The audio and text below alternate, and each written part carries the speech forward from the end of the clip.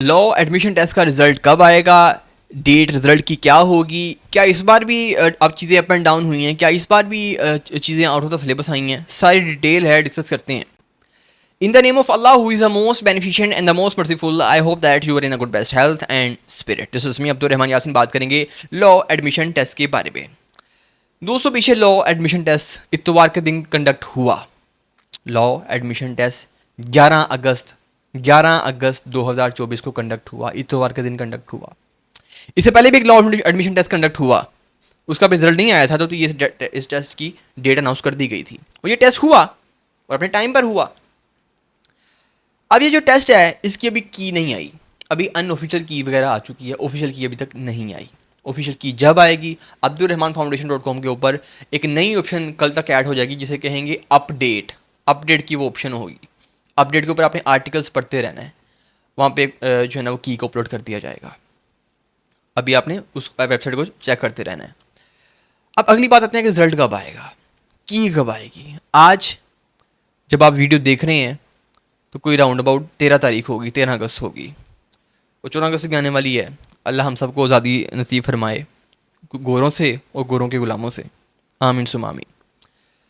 दोस्तों, ये जो टेस्ट हुआ है इसकी की भी आ जाएगी और कितने मार्क्स वाले होने चाहिए, कितने मार्क्स नहीं होने चाहिए, इसके बाद में बात करते हैं। अभी रिजल्ट की बात कर लेते हैं, फिर मैंने जो let out of the syllabus आया उस पर बात करनी है। रिजल्ट जो है ना इसका, वो आपको 28-29 तारीख तक जो है ना वो मौसूल हो जाएगा।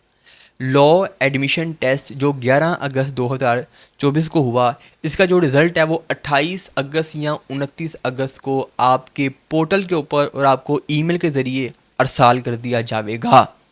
लॉ एडमिशन टेस्ट 11 अगस्त 2024 का जो रिज़ल्ट है वो 28 या 29 तारीख को आपके पोर्टल पर etc.hec.gov.pk की वेबसाइट के ऊपर जो आपका पोर्टल है वहाँ पर, और आपको जीमेल के ज़रिए भिजवा दिया जाएगा।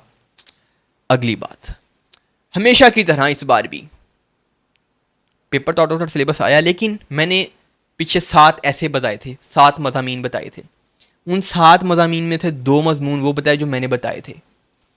क्या सजाए मौत को ख़त्म कर देना चाहिए, मैंने बताया था, और फिर मैंने 2 बार बताया था सजाए मौत को ख़त्म। मैंने इस पर बार बार इसके ऊपर मैंने जो है ना वो आपको तनबीह की थी।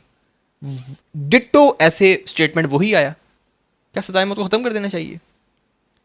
अच्छा, उसके ऊपर डेमोक्रेटिक, मैं कहा था डेमोक्रेट, इस पर भी मैंने 2 बार दोहराया था। मैं कहा था वो जमहूरियत क्या है या जमहूरी निज़ाम क्या है, मैंने आपको बताया था इसके ऊपर।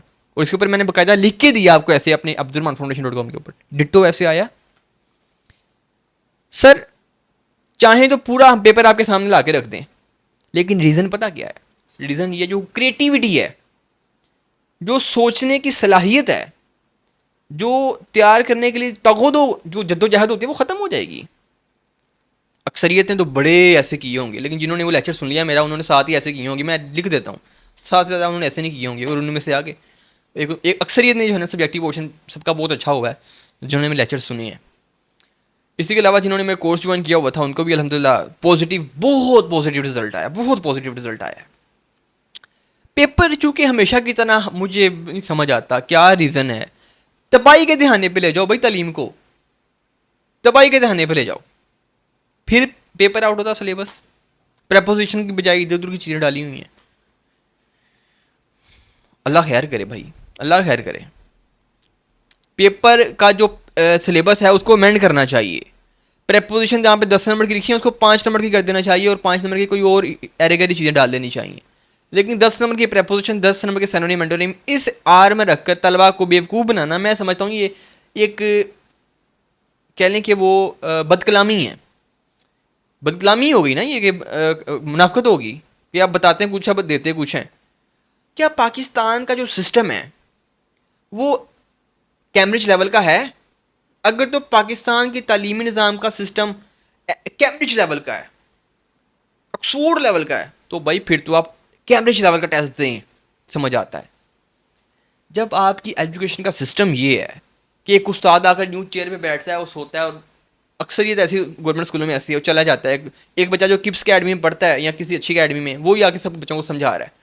ये सिस्टम है, एजुकेशन है, सिस्टम ऑफ एजुकेशन। पढ़ाना आपने इस लेवल का, इम्तहान आपने इस लेवल का दे देना है, तो ये इससे इससे कह लें कि वो दबाव पड़ता है तलबा और तलबात के ऊपर। जिस लेवल का आप पढ़ाते हैं उस लेवल का टेस्ट लीजिए सरकार। तो इस बार भी paper out of the pattern था, आउट ऑफ द सिलेबस था। खैर, इसके ऊपर अल्लाह जो है ना वो दुआ है कि अल्लाह सभी को हिदायत नसीब फरमाए।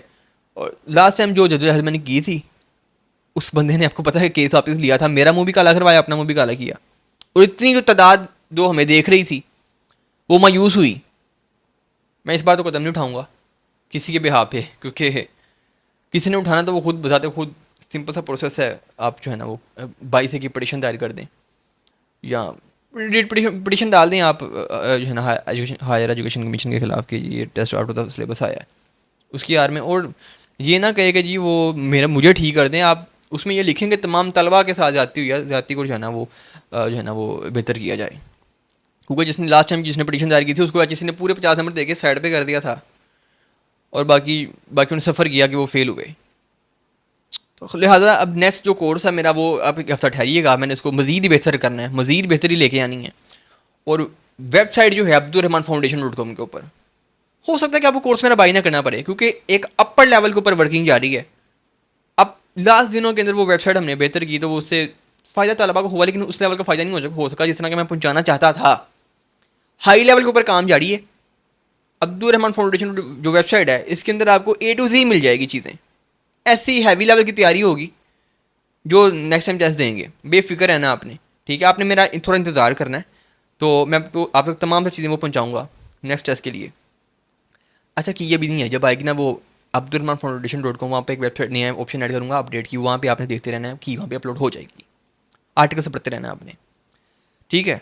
तो जो भी आएगी इंशाल्लाह मैं आप तक अपडेट करूँगा। आखिरी चीज़ कि सर डिस्क्रिप्शन में आएँ और व्हाट्सएप चैनल को ज्वाइन करें। उसकी रीज़न ये है कि बाज़ का चीज़ें आप फ़ौरन से अपडेट होती हैं और वीडियो बनाने का टाइम नहीं होता, मैं चैनल में अपडेट कर देता हूँ, नंबर शो नहीं होता किसी का, हर चीज़ प्राइवेट है। तो चैनल ज्वाइन कर लें व्हाट्सएप के ऊपर नीचे आगे, ठीक है। मेरा भी ख्याल रखिएगा, इस चैनल का भी ख्याल रखिएगा, अपना भी ख्याल रखिएगा। अब्दुल रहमान यासिन को दीजिए इजाज़त। वमा अलैना इल्लल बलागुल मुबीन। Thank you.